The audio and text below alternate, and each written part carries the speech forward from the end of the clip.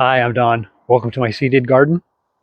It's my hope that I can provide you with actionable information and guidance, maybe even a little inspiration. I'm going to talk about some annual seeds that will provide you with a quick win. So, of these 5 annuals that I'm going to talk about, you'll probably recognize and know about 3 of them. 2 of them, I think, are going to be surprises for you, and you really want to know about them because they are fantastic. All of my videos have handy little chapter markers down here right underneath the video frame. And if you use your finger or use your mouse, you can kind of scroll and see them. You can scan through all the chapters that I have, and you can jump ahead if you like. So the first annual that's on my list that I want to talk about, probably one that you know, these are marigolds. So marigolds germinate and sprout quite readily.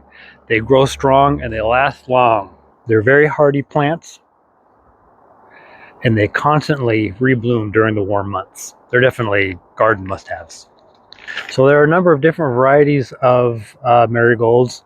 There are the ball-shaped marigolds.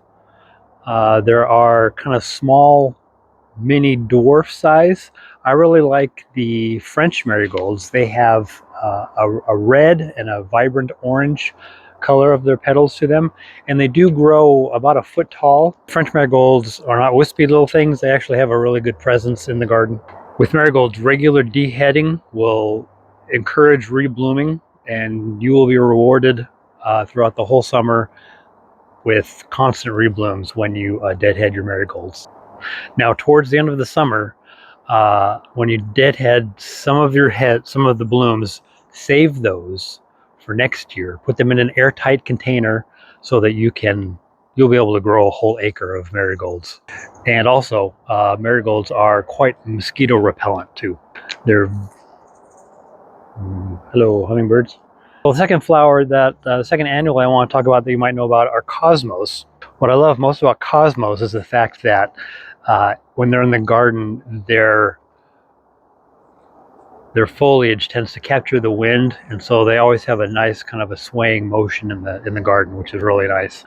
This provides a nice kind of like a motion interest. Depending on the variety you get, they can grow. A cosmos can get 3-4 feet tall. And again, deadhead your cosmos for reblooming during the summer. The third annual I want to talk about that you probably know about are snapdragons. Snapdragons, I think, are the first flowers that I remember from my childhood. I remember my mom showing me pinching off a flower, and it looks just like a dragon head. And you could pinch the outside, and it looks like you could make him talk. Snapdragons reseed on their own very readily, and then some. Snapdragons are also incredibly hardy. I actually have a mini garden of snapdragons growing in between the pavers of my patio. Wherever they catch on, they will grow. Yeah, snapdragons, in my experience, just do not quit. They're here until the snow. Snapdragons come in a wide multitude of colors. They're usually only in 2 sizes. They're in like the dwarf size, which are maybe about 6-8 inches tall.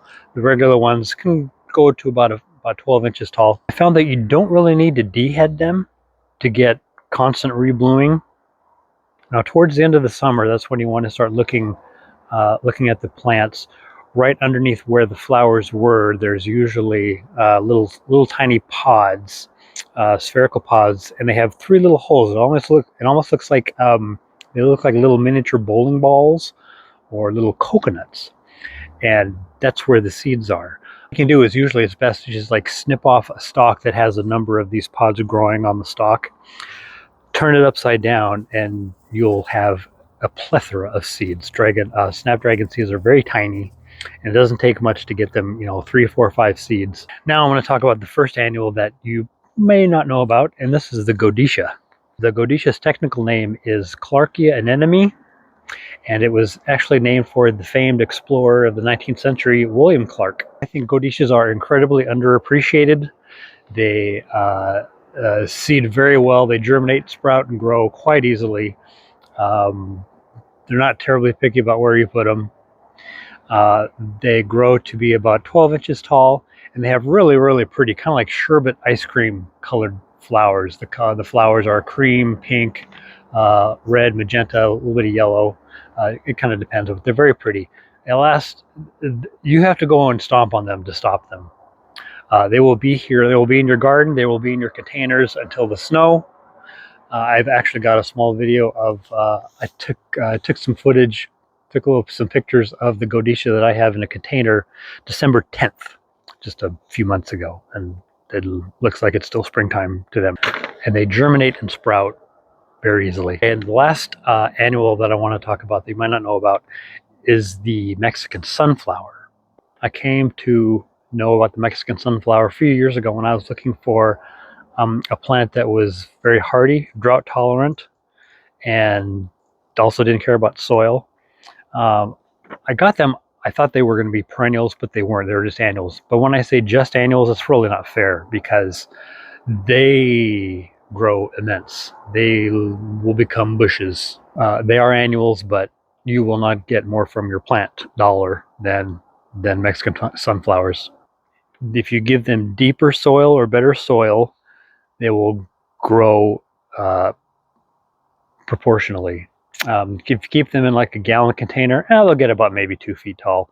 But if you put them in the ground in the garden, they'll 4 feet easy. But what's probably best about the Mexican sunflower is the vibrancy of their orange blooms. Photography doesn't really capture them very well. They're more of like a red orange than just like a regular orange.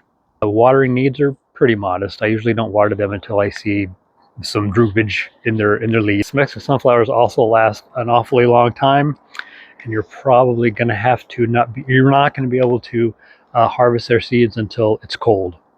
I've had blooms still on mine at Thanksgiving. That's normal here in my zone anyway. But when you save the seeds, when you save the heads, be careful because they can be a little prickly. They can be a little painful, especially later on when they dry.